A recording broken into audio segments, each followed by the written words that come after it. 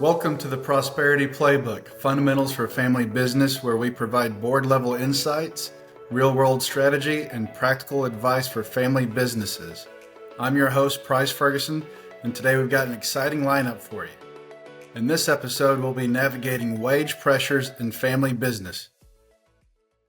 This first segment, the Strategy Minute, is a quick tip focusing on business. I'm going to ask Jay Rosen, one of our advisors, a quick question, and he'll give you valuable insight. So, Jay, is 3% enough? What family businesses need to know about raises? Specifically, that is the increase in that marketplace. And then pick an area or at least some portion of that increase that they feel they can make. So if the local market is 2% that year and you feel you can do it after looking at your cost structure, then do it. But do it across the board and make sure everybody's included, at the time that their normal raise would occur. And that's just what I've done in most of my career. Now let's get into our main conversation, inside the issue. Joining me are trusted advisors from Ferguson Alliance, Rob Ferguson, founder and lead advisor, Brandy Merrick, senior advisor, along with other advisors Jan and returning Jay. Together, we're diving into navigating wage pressures in family business. Hello, everybody. How are y'all doing? Good. How are you? Just wonderful. Thank you for joining. Exciting. Before I get started diving into your thought leadership, I wanted to ask everybody a question. Each of you brings something unique to the table, but together you all make up the Ferguson Alliance advisory team. If you could sum up the team in just one word, what word would you choose? And I'm going to start with Jan. I think I would choose collaborative.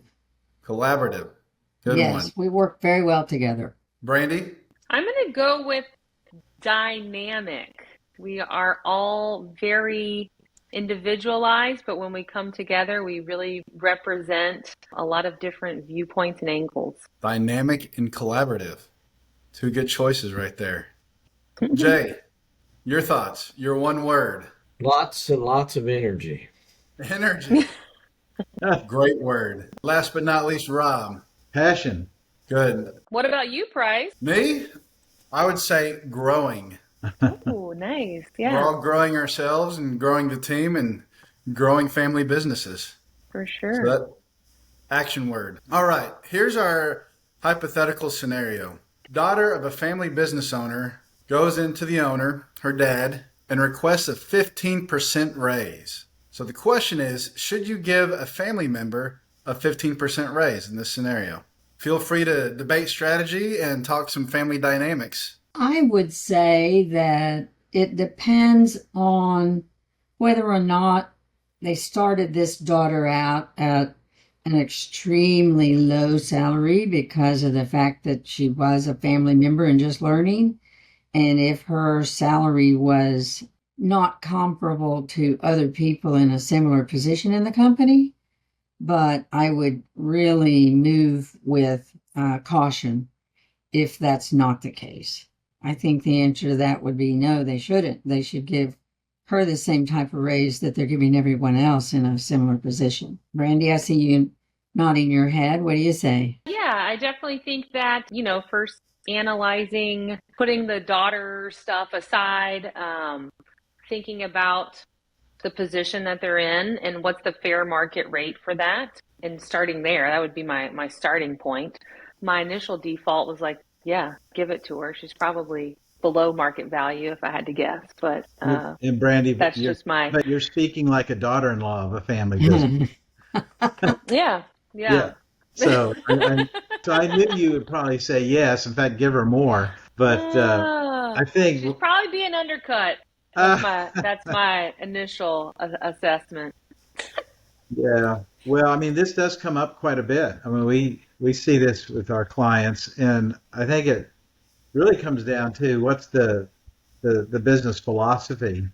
We have a lot of family businesses that are there for the benefit of the family, and they tend to have a philosophy, what we call as a family first business. That's fine. Like you said, Jan, it depends. You probably wouldn't do it. And I think the answer is if you're a family first business, then you do what you think is best for the family at that point in time. But all of us here at Ferguson Alliance, we really subscribe to a business first family. And the reason for that is that that philosophy tends to be a lot longer lasting. It seems to generate greater prosperity. And so with that, I would agree with what Jan was saying is well, we need to make sure that it's on par with what the decision was made for the whole company. And so, but it depends. You didn't give us enough context, Bryce, as to was she Well, underpaid or, yeah. we can have some fun and create some context. Yeah, let's do that. We can debate some different scenarios, whether it's job promotion, taking on more responsibility, or she's been there tenured, she's been there 10, 15 years. I'd love to hear feedback on each one of those points from everybody. Well, I would treat her, if the business is a business first family, the daughter should be treated the same as any other employee who would make a request like that. Hopefully, if they have been working with us, employees wouldn't be making requests for pay raises because it'd be recognized in a proactive manner. There would be an annual compensation review that happens for all employees all at the same time. So my personal belief is if an employee is asking for a pay raise, it's probably too late. You're underappreciating that employee. The expectations and the value of that employee aren't well understood by either the company or the employee. Great point. I'm curious, just from the work that everybody's done, do you see more regularly that family members are underpaid in the family business and kind of under market value, or are they getting overpaid market value? That's a good question. That is a good question. I think it's a mixed bag. Some companies you see that because you're a family member, they pay you less for some reason. Many times it's just that you're just learning, you just stepped in but in this case, if she's been there 15 years, that wouldn't be the case. But from what I've seen, they usually get paid more because they're a family member. But I think it's a mixed bag. I think it depends on the role and whether or not they're an owner. There's a lot of family members that work in the business, but they don't have any ownership, so they don't enjoy maybe additional compensation with distributions. I think most of the clients that we work with today, they're on par with the market. But it is true, when we start with some family businesses, could be some huge disparity or gaps between a family member. I remember working in one family office, 17 cousins were there. Probably only 2 of them were actually doing any work. The others were getting paid excessive amounts of salary and bonus and benefits for no work at all. And of course, we had to help the ownership see that and understand it, and it all got balanced and fixed pretty quickly, quite honestly, because that was causing a lot of problems in the business itself. But I would say today our clients are on par with the market. Yeah. I feel like I've seen more that they're underpaid from market than over. Again, speaking as a former family member in a family business. It's always great insight from a former family member in a family business. Right. I think it's a little bit to what Jan is saying. Like, sometimes you're starting out in like a learning type environment. And so you are put a little bit lower. And then, as you grow and gain your skills, it speaks to a much bigger layer of psychology in it, and that there's the dynamics of the family. You're the child and they're the parent, and it's very hard for that to change even as the child becomes an adult. And so it is very complex. And I think, Bryce, I'll just jump in to take the complexity out of it and to kind of clean it up, so to speak, if there is disparity, that's where you have to unify around a compensation philosophy. Yeah. And Brandy, you might remember doing that work is, okay, well, what is our philosophy of how we're going to compensate family members, how we're going to compensate executives, managers, leaders? I mean, where do we want to be in the market, both from maybe our fixed compensation as well as our variable compensation. Once that philosophy gets established, that then is the cornerstone of all your future decisions. Mm-hmm. I think that that's an important exercise to go through with the shareholders of a family business first. And then you can Mm-hmm. execute that compensation philosophy each and every year with each and every employee. And maybe even to back it up a little bit further than that is first start with best person for the job, Yeah, regardless of is it a family member or not. Starting with that philosophy of, what are your hiring practices going to be? And yeah. yeah, agreed. Rob, you touched on it a little bit earlier, and I wanted to recircle back to it, but you mentioned something with ownership stake. So, what's the big difference if you have a daughter, son, son-in-law in the family business with no ownership stake and their wages compared to with ownership stake? And at what point in that relationship and that work life do you start seeing more ownership taking on by their children, the next generation? Well, again, it depends on where the family is, or their first generation or third generation, or, you know, so that's part of it. But if we just go with the founding generation, first generation, to bring children or second generation nephews or nieces in, I agree with Brandy. They've got to be qualified first and foremost to work in the business. Are they qualified for a work position, and should they come in at a entry level, or should they come in at a higher level? I think best practice is they should come in at whatever they're skilled at, and at that level. To get Mm-hmm. ownership, that is part of succession planning.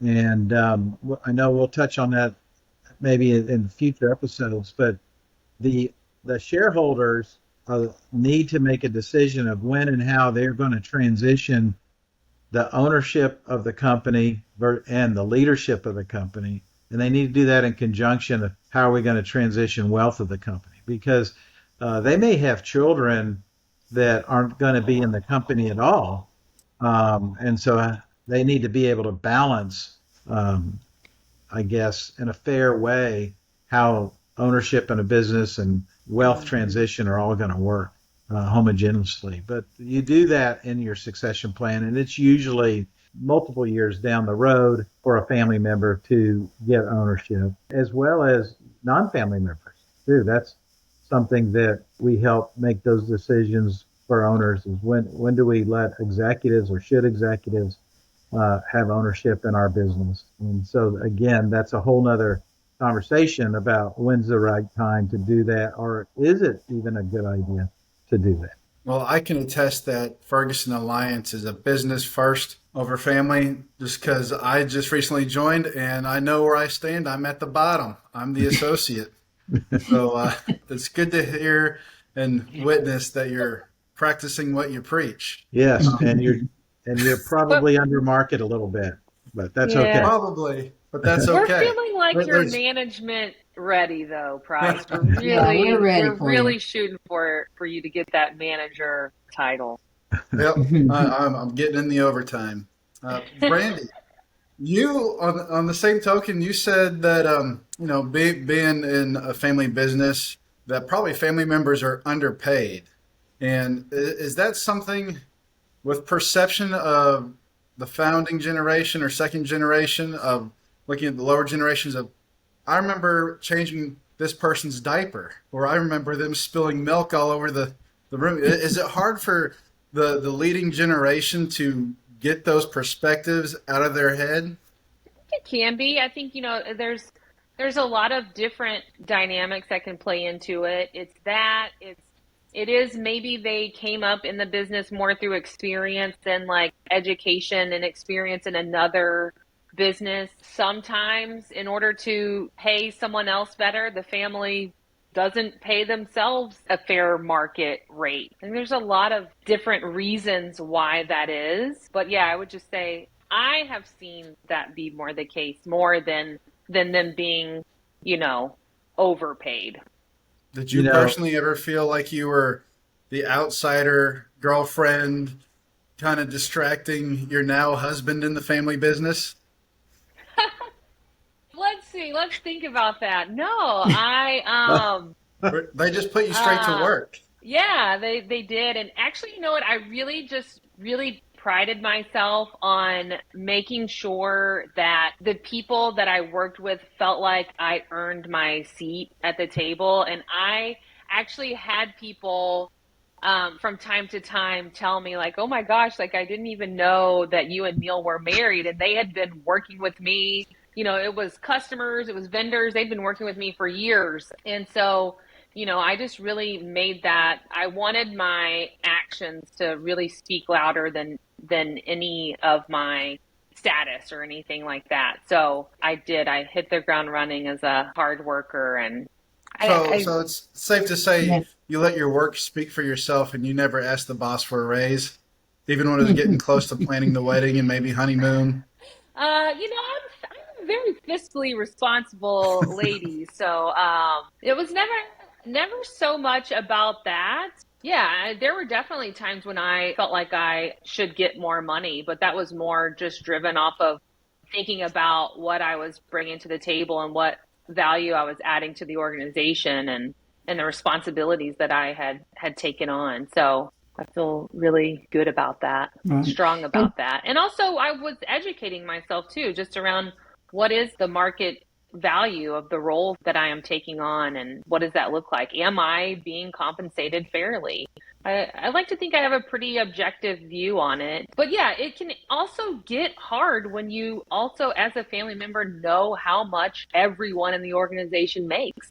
That's another challenging component to the dynamic as a family member. And so as you work closely with people and see their output and their work ethic, and if you know that they make more than you, you've got to kind of check yourself from time to time and not let that impact how you carry yourself. Thank you for sharing a little bit more on the personal side, Brandy. I see Jan just sitting over there itching to get a word in. Jan, what do you have for everybody? well, I think to your question for Brandy, I think sometimes it's harder if you're a family member being brought into the company because other people are Absolutely. like, well, why did they bring her in? Even though you may be completely qualified and completely deserving of the role you've been given, it's not necessarily jealousy, but just other attitudes of, well, why did they bring her or him into that instead of giving it to me? And I think it makes it Hmm. harder for the family member. You have to prove yourself, where someone coming in without being a family member may not have that same stigma. Hmm. Yeah, that's right, Jan. In fact, I was just thinking as listening to both you and Brandy talk about this. There was a family business where I was the non-family member CEO, first time in over 100 years. So it was a fifth generation business. And that family had a tradition of only the boys could actually work in the business. And starting at a very early age, the boys would start out in the warehouse driving forklifts and loading trucks and making deliveries and things like that. And then the girls in the family, it's a very large family, again, 100 years old. There were 17 cousins in there. The girls would go off to some of the very best schools, the finest schools, and get educated. And then they had to go find their own jobs. And some of these women, one in particular, I was very impressive, got a very high level job at a large global bank and very talented. But that talent that she had gained over her education and over her years of experience in banking was never brought into the business until I got a chance to meet her and meet some of the other girls in the family and realize what great experiences they had and knowledge and wisdom. And so when we kind of restructured our governance with that family business, we brought these ladies in at the board level, and they contributed significantly. And the patriarchs of the family business would never have thought about doing it, and in fact, they were quite impressed with their capabilities. So sometimes family stigmas, Price, you asked about that. But do you remember, spilling milk on the carpet or whatever? These family stigmas can get in the way not only in compensation, but they can get in the way of hiring as well. Again, circling back up, if you can adapt to a philosophy of, look, we're going to put the business ahead of our family traditions, and we're going to do what's good for the greater good of the whole business, do that, then these decisions become a little bit clearer. I also love it when we have clients that require family members to work outside of the business before coming into the business. Yeah. I think that that's very beneficial. Yeah. But we kind of got off compensation a little bit. It's okay. It all comes back to it. Yes, it does. So, well, I'll bring it back in. Brandy, do you think, with your point you just made, working outside the family business gives them the valuable experience to maybe afford to pay them the market rate? And maybe that family member may not want to come back into the family business if the family can't afford them anymore. Yeah, I mean, there's that component of it, and it's too just that kind of helps mitigate some of the, the nepotism and really understanding what it's like to really have a position somewhere that you have to work to maintain and continue having that position. I think is valuable, and learning how to work with others and learning just how other businesses operate and being able to bring back that experience to the family business. I think that's really relevant. But I've seen everything from large corporation that was publicly owned but privately controlled, more or less, by the founders. And whether the company is small or whether the company's large, it really depends on exactly what Rob talked about, is whether we're a family first or whether we're more interested in the success of the business. Right. And because if you're going to be the latter, then you got to have the people in the right jobs, and it's not always a family member. That has to enter into your thinking. I've seen both work and both not work, and it really depends on the commitment of the family members to one philosophy or the other. But I think Rob's right on when he says that you got to get that lined up first. Mm-hmm. That'd be my point of view. Well, thank you, everybody, for a great discussion. Everybody had great viewpoints, and I know I learned a lot. But we're going to go into another quick tip segment of our show. This one is called Leading with People. It's a quick tip centered around people and relationships. I'm going to call out Brandy on this quick tip. So, leading with people, Brandy. Why are "we're all family here" backfires in pay conversations? Well, we're all family here. I think that backfires a lot of different ways sometimes for organizations, in that everybody defines family different. And oftentimes when we think family, we think regardless of how it goes, we're all family. So we're going to continue knowing each other and communicating with each other. And you can have employees that get very passionate about their position and working for the organization and feeling like, yes, I am family. So you should kind of give me what I want. You run the risk of having that mentality. And again, it all circles back to, there are a lot of components of family dynamics that organizations do want to continue having in their business, but in the business first light of things, it is being able to hold fast and steady in your plans to compensate based on experience, based on how they're performing, the market value, what is fair for what's going on. So yeah, that is something that you likely do want to be cautious about, how you are setting that, and really leading with your values over slogans like that in your business. We're all family here, leaning more into the core values that you set for the organization to set your culture and your tone and how you want to lead, can often work out much better than some unsaid values and dynamics like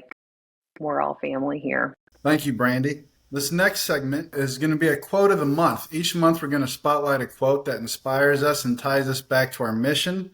I took the liberty of picking this month's quote, and since I'm in charge, it's going to be football related, and I'm going to pay tribute to my former boss and mentor, Mike Leach. This was a little bit more of a quote, more of a post-game speech, but I'm going to say the quote, and after I set the picture after the quote, while I'm setting the tone in the picture, I want each advisor to kind of reflect and then provide a takeaway in regards to family business for me. So, Right. Mike Leach said, the biggest thing that I want you to take away from this game is nothing is really, really, really fun unless it is hard. Nothing is really fun unless it is hard. We've got to embrace the things that are going to be hard, and we've got to embrace getting excited when things are hard because you guys are going to remember this game for the rest of your life. Now, there are plenty of games that you'll forget, but you'll remember this one for the rest of your life, and you've got to embrace it and be excited about it being hard and playing extremely hard. If you get way up on somebody, even then you want it to be as hard as possible because you're pushing yourself. Then all of a sudden, you're making great plays and you're doing things that you've never done before. So embrace the fact that it's hard. Never hope that it's easy. Now, he delivered that speech to the whole team after a game. I remembered it was November 4th, 2017. We were ranked number 25 in the country and we're playing Stanford, number 18. We were both tied in the conference, 5-2. 12:30 kickoff, and this was in Pullman, Washington, so it was very cold in November. It was 35 degrees at 12:30 in the afternoon with 7-mile-per-hour winds. It was a great game going back and forth, but those conditions alone made it hard, extremely hard, and you had to embrace it to overcome it. However, in the fourth quarter, we had about 11 minutes left in the game, and we ended up driving down the field, okay? So down by 4, we can't kick a field goal because that's only 3 points, so we have to score a touchdown. We start the series on the -5 yard line, which means we had to drive the ball 95 yards to score a touchdown. Took us 11 plays, 95 yards, we scored a touchdown. However, there was still plenty of time left on the clock for Stanford. So we were only up by 3, which means they just had to score a field goal to tie us. Our defense provided a 3 and out, which means they had 3 plays, we got the ball back. Well, now there's a little over 4 minutes on the board, and anybody that knows Mike Leach and Mike Leach football, it is not 4-minute offense. We are throwing the ball and we're going fast. So we had to manipulate a different style of play and offense during the game. Hard. So we ended up playing 4-minute offense. We took 3 minutes and 46 seconds off the clock. It left 35 seconds on the game clock for Stanford to get within field goal range. On the third play, that next drive, our defense got an interception, ended the game. We got the ball back, 1 play on offense, led to my favorite play ever on offense. It's called victory. It's the best play. You get to catch the ball and take a knee, game's over, you won the game. So all those conditions of the opponent, their rankings, the environment with the cold, it was over 3.5 hours outside, 35 degrees, and then coming from behind late in the game, doing something out of your scheme to help win the game. Everything was really hard, which is what led to that quote. And I'll say it. So embrace the fact that it's hard. Never hope that it's easy. What are your takeaways and how that relates to family business? It's always hard. It's never easy. I definitely had times where I hoped that it was easier, but it is hard. But while you were saying that, I was thinking like early on in my career and thinking about how I spent a lot more time wishing that things were easier. But now looking back on it, I really see like that some of my resiliency, some of my ability to regulate myself when things are not going as I had hoped or had planned really come from navigating those challenges. And yeah, I think if we don't have the hard times, we don't really recognize how good the good times are. And that's what makes us better leaders. That's what sets us apart, you know. It also builds team. I mean, when Yeah. you know you can get the team, it wasn't one individual effort that made it work. It made the whole team had to work differently together. They had to learn to be flexible, learn to basically let somebody who is a better expert at something take the lead and back off. So when it's really hard like that, and we see those scenarios in business all the time, whether it's some external events occurred or some internal events occurred in the business, I think that's when the teams actually perform the best, is in the most difficult and challenging times. In the easy times, that's when we become complacent. And that's when the competition takes us over very, very quickly. Business may not move as fast as football, but it does move fast. And you've got to be resilient. And if you're not experiencing those hard times, I agree, Brandy, you can't build resilience in the good times. I think we found out during COVID that, the people who had become extremely complacent in what they did and then had to really pivot and make changes so that they could function, found out that, that resiliency of having it be hard really brought them, from what I've seen anyway, it kind of coalesced their team because they had to take a really difficult situation and turn it into something that really worked. And I think they became stronger in the process. Right. Jay, do you have any takeaways from all your experience? I know you've been around the block a couple times. Yes, more than a couple. I think everything that everybody's saying contributes to the same point, which is, somebody once, I like this quote too. Somebody once said the only difficulty with communication is the thought that it's actually occurring. And it's the same thing in a family situation or in just any kind of business. And it's just like the play on the field that you talked about. If the effort isn't there, the results are going to show. The effort has to be consistent, and the practice by the individuals within the company has to be consistent. And that's not always easy to do. There are ebbs and flows. And so that's part of life. We all make mistakes, and we just got to buckle up then at some point and make the contributions that are necessary to be successful for the family, for the company, or for the team. Right. That's awesome. I appreciate you guys' feedback and tying it back into business for me, an old coach. Well, it's very similar. Yes. I had to really learn football because of taking on this role, because everyone puts football and business together. So it really, especially here in Texas. Yes. All right. Up next, we have the Rob Report, where we hear directly from our founder and lead advisor, Rob Ferguson.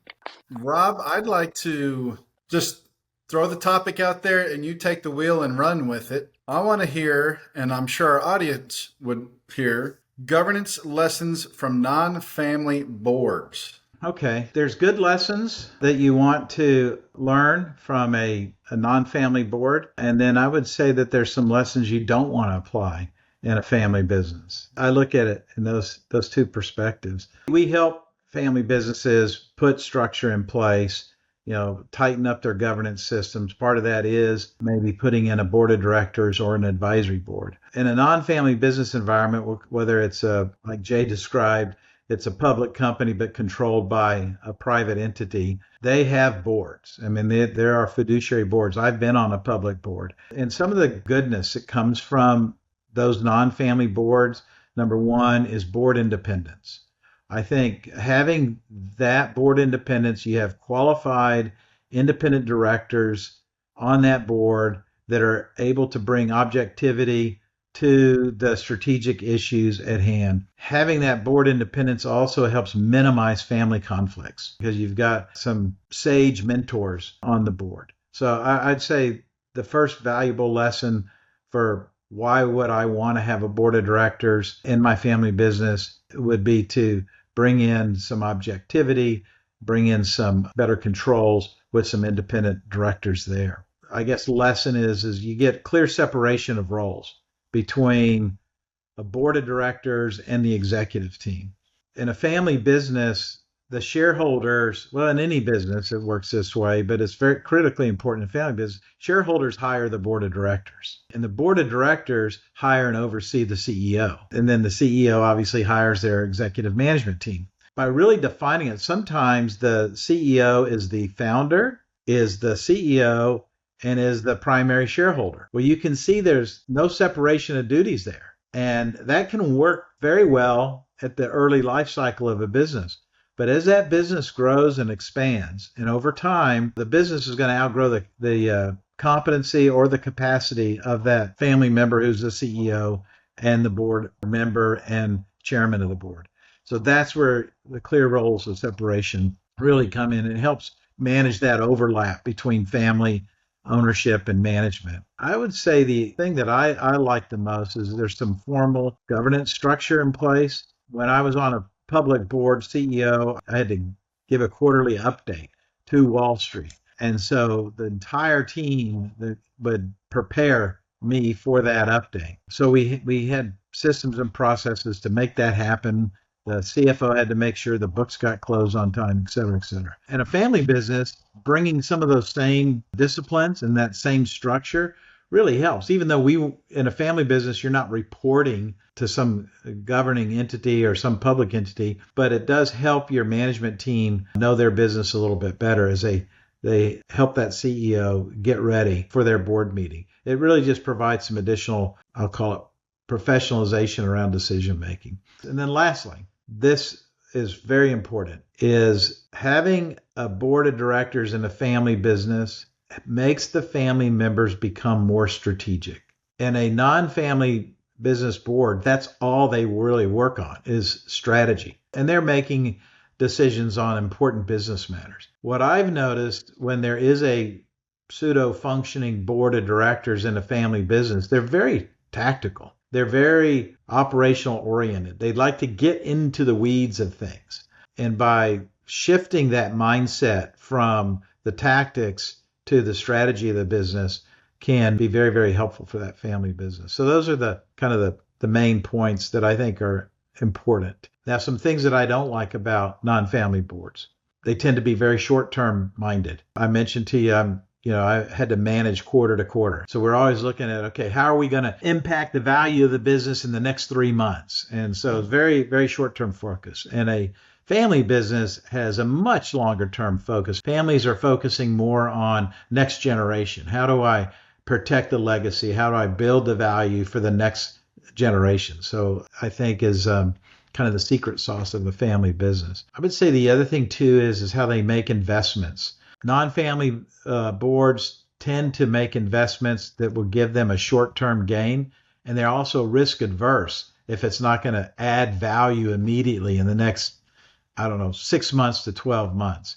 Whereas a family business, they're in it for the long haul, and they'll make investments that, maybe I'm not going to get a return in the first year. I may not even get a return for 20 years. But by me investing in this property at this time, the next generation will be able to put a warehouse or a factory on that property, which would be ideal. So there, again, short-term focus versus long-term focus. The other thing, too, is family boards tend to be more relationship-driven versus in a non-family board, it's a lot like coaching Price. If you're not winning a national championship every year, you're going to get fired, right? You're out.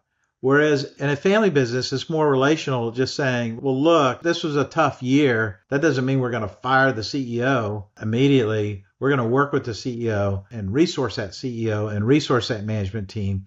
And we'll make some corrective actions where we might be deficient, but we're not going to be so quick to push the CEO out. Sometimes that's a negative too. Sometimes families tend to, and Brandy knows this, she's worked with some of these clients of ours, they hold on to the CEO too long because they haven't performed, but they're so relational driven, they can't do it. They can't make that decision. It's too emotional for them.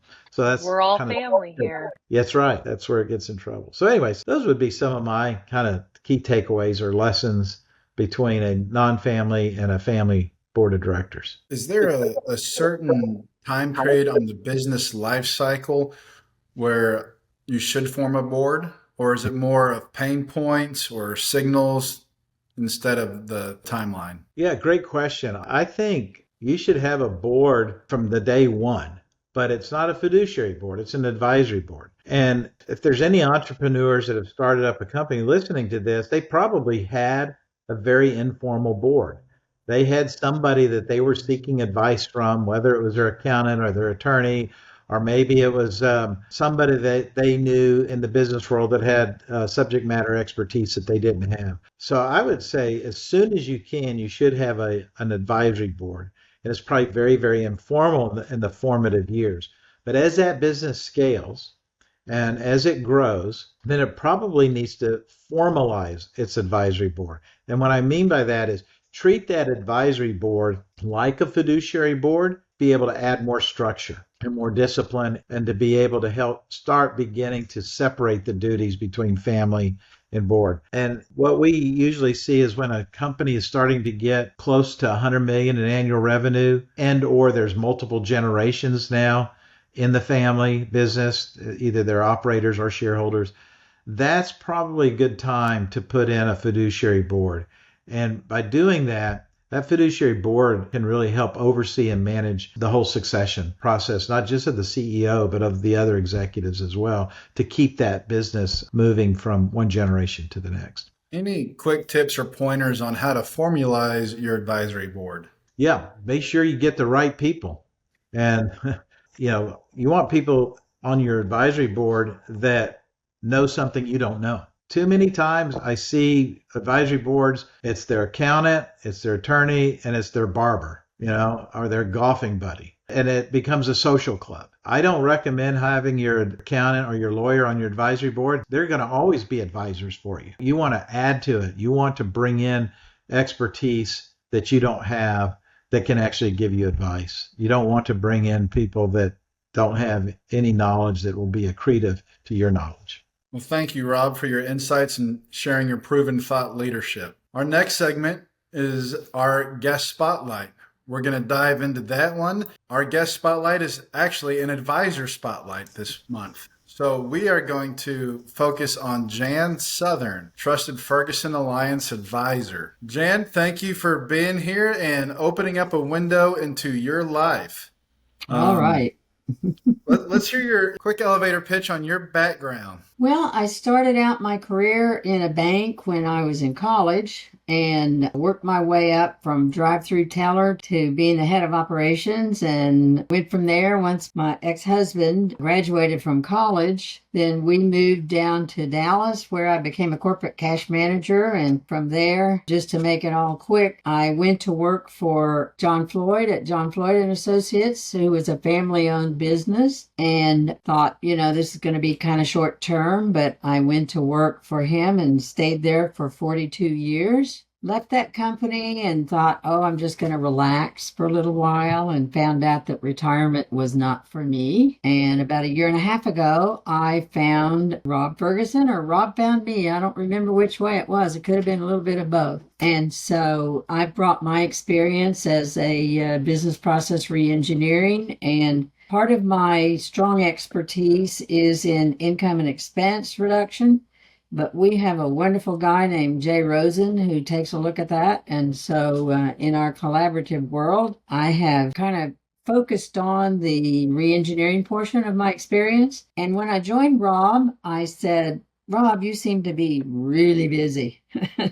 And so I went out and earned my Certified Exit Planning Advisor certification. And as I'm here long enough, which is going to take a while, I will be able to support Rob in that role. But that's not an easy task to replace Rob on anything. And so that's really my background, is working both internationally and domestically in helping family-owned businesses as well as non-family-owned businesses to be better and to be more profitable, to be more prosperous, and to last longer. So that's in a nutshell, my 45 years of experience. It's hard to fit 45 years in a nutshell. So correct me if I'm wrong, but Oklahoma State, so you're actually a cowboy, or I guess they call them cowgirls. Cowboy. You're a cowboy. Yes, all right, so I have Pistol Pete on my shelf over there. Nice. We always have some good college rivalries in this group. Exactly. So after graduation, you moved down south to Dallas, started working in the bank. Working with business process reengineering was your final specialty. Tell us more about that and what that means. What that means is you go in and you take a look at their current situation. What is a company? Where are they now? and what are their pain points? Where do you see from a 30,000 foot perspective what their issues could be? The secret to that is that you don't make up your mind at that point. It may be that they think these are these pain points, but it could just be a symptom of something beneath. And so when you call it business process reengineering, you really have to start at the bottom and you work your way through talking to. The way that I always did what I did is I started with the management team and I said, what do you believe the issues are? And believing what the issues are may or may not be true.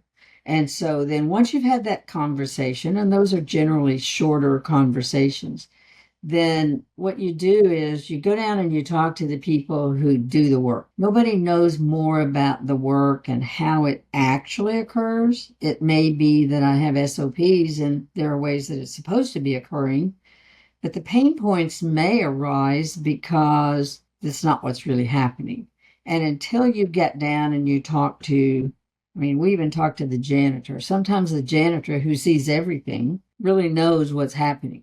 And so you go in and you say, what do you do? How do you do it? Does someone else give it to you and then you do something with it? And then once you've finished, you pass it along to someone else, or do you do the whole thing? And so once you've had that conversation, and in the company that I was with, we didn't pick a person and say, I'm going to talk to that person. We talked to everybody.